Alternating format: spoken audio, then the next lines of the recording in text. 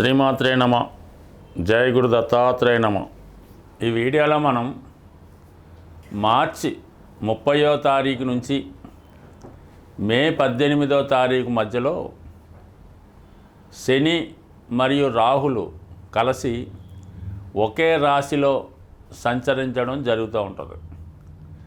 దీని ప్రభావం మీద వివిధ రాశుల వారికి ఏ విధమైన ప్రభావం ఉంటుంది, అసలు ఈ రాహు శని కలయడం వలన మరి సహజంగా ఏమి జరుగుతుంది అన్న విషయాన్ని ఈ వీడియోలో పరిశీలించే ప్రయత్నం చేద్దాం. రాహు గత కొంతకాలంగా మీనరాశిలో సంచరిస్తూ మే 18వ తారీఖు వరకు మీనరాశిలోనే సంచరించడం జరుగుతూ ఉంటుంది. రాబోయే మార్చి 30వ తారీఖు నుంచి మే 18 మధ్యలో ఈ రెండు గ్రహాలు కలిసి మీనరాశిలో ఉండగా మిగతా రాశుల వారికి ఎటువంటి ఫలితాలు ఇవ్వబోతున్నాయి అన్న విషయాన్ని తెలుసుకుంటూ చివరిగా మరి దీనికి పరిహారం ఏమైనా ఉంటుందా, ఏ విధమైన రెమెడీ చేసుకుంటే మనకి ఈ రెండు గ్రహాలు యోగిస్తాయి అన్న విషయాన్ని తెలుసుకొని పరిశీలిద్దాం. తులారాశి వారికి షష్టమ భావంలో ఏర్పడినటువంటి శని రాహుల కలయిక మరి తులారాశి వారికి ఒక సాధారణ స్థితి నుంచి ఉన్నత స్థాయికి తీసుకెళ్లే విధంగా ఈ గ్రహస్థితి వారికి సహకరించడం జరుగుతూ ఉంది. ప్రస్తుతం ఈ రాశి వారికి మన ఉగాది ముందు వరకు సుమారుగా 2.5 సంవత్సరాల పాటు చాలా సమస్యలకి గురి చేసినటువంటి శని భగవానుడు 6వ స్థానంలోకి, అత్యంత శుభస్థానమైనటువంటి 6వ స్థానంలోకి మళ్ళా సుమారు 30 సంవత్సరాల తర్వాత ఈ రాశి వారికి ఈ గ్రహస్థితి ఏర్పడడం జరిగింది. దాంతోపాటు మిత్రుడైనటువంటి రాహుతో కలిసి ఉండడం, అంటే రాహువు ఏదైనా ఒక భావాన్ని చాలా ఎక్కువగా ఎక్స్పాండ్ చేయడం జరుగుతూ ఉంటుంది. అలాగే శని భగవానుడు సాధారణంగా వృత్తికారకుడు, తులారాశి వారికి యోగకారకుడు. ఈ రెండు గ్రహాలు 6వ స్థానంలో కలియడం వల్ల ఎవరైతే ముఖ్యంగా ఈ తులారాశిలో ఎక్కువగా సెలబ్రిటీ రంగానికి చెందినవారు, సినిమా, టీవీ, మీడియా, దాని తర్వాత సాఫ్ట్వేరు, బ్యాంకింగ్ రంగం వారు, ఆటోమొబైల్ రంగం వారు, పెద్ద పెద్ద ఇండస్ట్రీస్ రన్ చేస్తున్నవారు, పెద్ద పెద్ద షాపింగ్ మాల్లు, మల్టీప్లెక్స్లు కలిగి ఉన్నవారు ఈ తులారాశికి చెందినవారై ఉంటారు. అంటే కామన్గా వారు రాశి అనవసరం, లగ్నం నక్షత్రం కూడా అనవసరం. మీరు ఈ రంగాల్లో ఉండి ఉంటే, సినిమాలో కానీ, సాఫ్ట్వేర్లో కానీ, ఆటోమొబైల్ రంగాల్లో ఉండి ఉంటే ఖచ్చితంగా మీ స్థాయి ఆటోమేటిక్గా ఈ ఉగాది తర్వాత 50 రోజుల్లోనే అనూహ్యంగా మీ యొక్క స్థితిలో మార్పు రావడం జరుగుతుంది. మీరు సినిమా నటులు అయి ఉంటే గొప్ప అవకాశాలు వస్తాయి. గతంలో తీసుకున్నటువంటి రెమ్యునేషన్ కన్నా హైయెస్ట్ రెమ్యునేషన్ తీసుకోవడం జరుగుతుంది.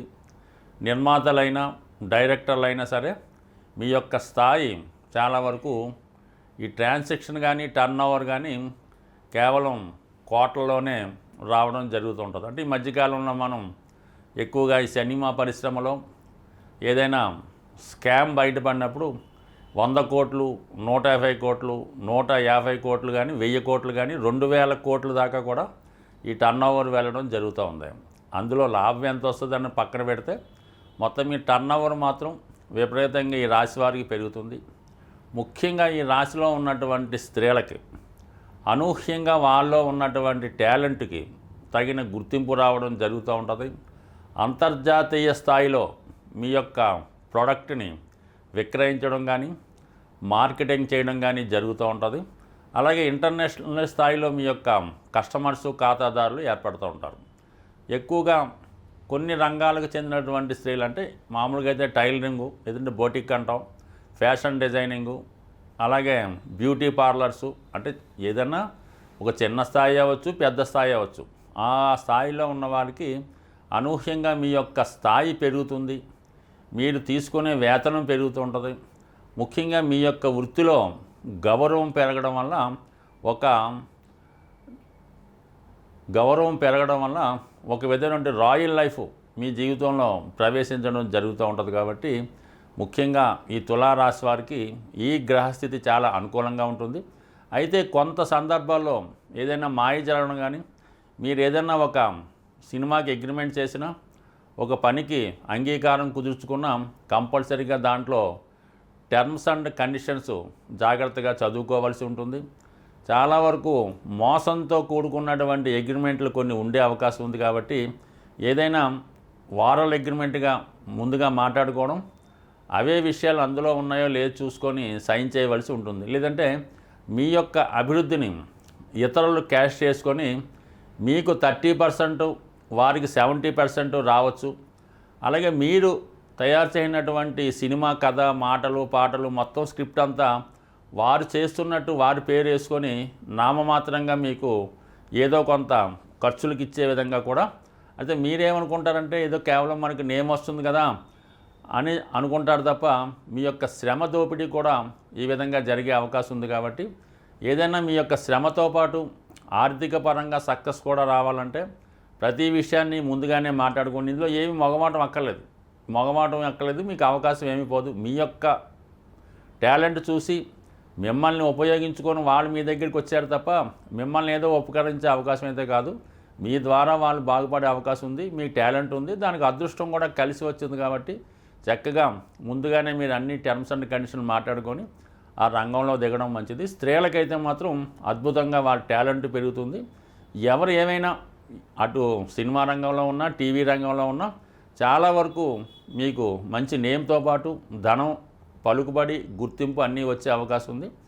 అలాగే కొంతవరకు పోటీ కూడా ఏర్పడి మరి ముఖ్యంగా స్త్రీలకి అత్తవారితో విభేదాలు, కొంతవరకు మీ యొక్క అభివృద్ధిని చూసి వారలేని వాళ్ళు ఎక్కువ అవటం, ఇల్లాస్తో ప్రాబ్లమ్స్, భర్త గారితో ప్రాబ్లమ్స్, కొంతవరకు స్టేటస్ కారణంగా కొంతమంది దూరం అవడం, ఇవి కూడా జరిగే అవకాశం ఉంది. బట్ ఏదైనా తులారాశి వారికి మాత్రం కంపల్సరిగా వారి యొక్క జీవన విధానం, వారి యొక్క స్థితి, స్టేటస్ మొత్తం చేంజ్ అవ్వడం జరిగిపోతుంది. ఇప్పటిదాకా ఒక జీవితం రేపటి నుంచి వేరే విధంగా ఉండే అవకాశం ఉంది. ఈ శని రాహుగ్రహాల కలయిక కొంతమందికి మంచిగాను, కొంతమందికి చెడుగాను, చెడుని కూడా మంచిగా మార్చుకునే విధంగా కూడా ఈ రాహు సహకరిస్తూ ఉంటాడు. అయితే ఈ శని రాహులకి పరిహారం ద్వారా వారిని పాజిటివ్గా మార్చుకోవడానికి సులభమైనటువంటి మార్గాన్ని మనకి ఈ శాస్త్రాన్ని అందించినటువంటి పెద్దలు ఒక హింట్ ద్వారా చెప్పడం జరిగింది. అసలు జ్యోతిష్ శాస్త్రం అంతా కూడా రహస్యమైనది. అది వారిలో ఉన్నటువంటి సూక్ష్మాన్ని గ్రహించడమే జ్యోతిష శాస్త్రవేత్తలుగా వారి యొక్క నిజమైనటువంటి కృషిగా మనం చెప్పచ్చు. రాహువు అంటే కేవలం తల భాగమే కాబట్టి అధికమైనటువంటి ఆశల్ని కలిగి ఉండడం జరుగుతూ ఉంటుంది. శని భగవానుడు ఏంటంటే ఒక క్రమశిక్షణతో కూడుకున్నటువంటి గ్రహం, బాగా డిసిప్లిన్గా ఉంటూ నేర్చుకునే గ్రహం. కాబట్టి ముఖ్యంగా ఈ శని రాహులకి ఈ మనం పురాణాలు పరిశీలించినప్పుడు ఎక్కువగా ఆంజనేయ స్వామిని కనెక్ట్ చేయడం జరుగుతూ ఉంటుంది. అంటే ఎవరికి ఎప్పుడు ఏ ఆపద వచ్చినా కూడా ఆంజనేయ స్వామి వచ్చి దాన్ని రక్షించి మళ్ళా ఆయన అక్కడితో ఆయన పోర్షన్ కంప్లీట్ అవ్వడం జరుగుతూ ఉంటుంది. సో ఈ సమయంలో మీరు ఈ హనుమాన్ని ఆరాధించడం వల్ల, అంటే హనుమాన్కి అందుకనే చాలా భారీ విగ్రహాలు పెడుతూ ఉంటారు. 40 అడుగులు 100 అడుగులు కూడా పెడుతూ ఉంటారు భారీగా. అది రాహు ప్రభావం వల్ల. రాహు ఏంటంటే ఉన్నదాన్ని పెద్దగా చేస్తుంటాడు. ఆంజనేయ స్వామి కూడా ఎప్పుడు చిన్నగానే ఉంటాడు. అవసరమైతే విశ్వరూపంగా పెద్దగా తన యొక్క ఒక విధంగా వాయునందనుడు. ఈ వాయుగ్రహాలు ఈ శని రాహులు కూడా అలాగే ఎక్స్పాండ్ చేసే గుణం రాహుకు ఉంటుంది. ఆంజనేయ స్వామి కూడా తను అవసరమైనప్పుడు మొత్తం ఎంతకన్నా ఎక్స్పాండ్ అవ్వగలుగుతాడు. అలాగే చిన్నగా దూరి కేవలం లంకిని నోట్లో దూరి మళ్ళీ బయటకు వచ్చేస్తూ ఉంటాడు. కాబట్టి ఇవన్నీ రాహు మాయ అంతా కూడా ఆంజనేయ స్వామి దగ్గర ఉంది. మరి శని యొక్క క్రమశిక్షణ అంతా కూడా సేవకా లక్షణాలన్నీ కూడా ఆంజనేయ స్వామి దగ్గర ఉన్నాయి. కాబట్టి ఈ సమయంలో మీరు ఆంజనేయ స్వామిని మరి తమలపాకులతో పూజించవలసి ఉంటుంది. అంటే తమలపాకులండి 100, 41, రూపాయి కూడా అవన్నీ పక్కన పెట్టండి. ఒక బుట్ట తమలపాకులు ఎంత అయితే అంత తీసుకొని ఆ బుట్ట తమలపాకులతో స్వామికి విపరీతంగా అర్చన చేయిస్తారో, మాల వేస్తారో, మొత్తం మీద ఒక బుట్ట తమలపాకులతో అర్చన చేయించడం.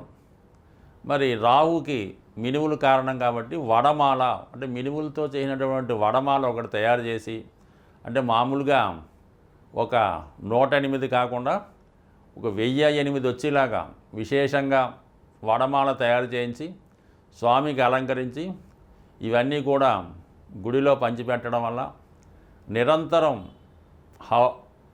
హనుమాన్ పూజ చేసుకోవడం, హరినామ స్మరణ చేసుకోవడం, ఇవన్నిటితో పాటుగా ఆ జగజ్జనని అమ్మవారు అంటే దశమహావిద్యలు వాటి జోలికి ఏమీ వెళ్లకుండా కేవలం కనకదుర్గ అమ్మవారు అంటే ఎవరినైతే రాక్షస సంహారం జరిగిందో ఈ చండీ హోమంలో ఈ అమ్మవారి యొక్క విశేషంగా చెప్పడం జరుగుతుంటుంది. ఇంకా విపరీతమైన ఇబ్బందుల్లో ఉన్నవాళ్ళు ఈ చండీ హోమం పాల్గొనడం వల్ల, చేయించడం వల్ల, శ్రద్ధగా ఆ చండీ హోమాన్ని వీక్షించడం వల్ల ఏదైనా ఒక పుణ్యక్షేత్రంలో జరిగినటువంటి చండీ హోమానికి ఎక్కువ విలువ ఉంటుంది. అలాగే ఏదైనా ఒక పవిత్ర దేవాలయంలోనో ఒక గోశాలలోనో చేస్తున్న దానికి ఎక్కువ విలువ ఉంటుంది. మరి కొంతమంది అవకాశం ఉన్నవాళ్ళు దాన్ని భరించగలిగే శక్తి ఉన్నవాళ్ళు అంటే పూర్తిగా ఉంటేనే మీరు ఈ చండీ హోమాన్ని మీ యొక్క గృహంలో చేయించుకునే ప్రయత్నం చేయండి. దానికి తగు విధంగా అంటే చండీ హోమం మీ ఇంట్లో చేస్తున్నారంటే అదేదో తూతు మంత్రం అని మాత్రం మీరు అనుకోవద్దు. సమస్త దేవతలు మీ గృహాన్ని విచ్చేయడం జరుగుతూ ఉంటుంది.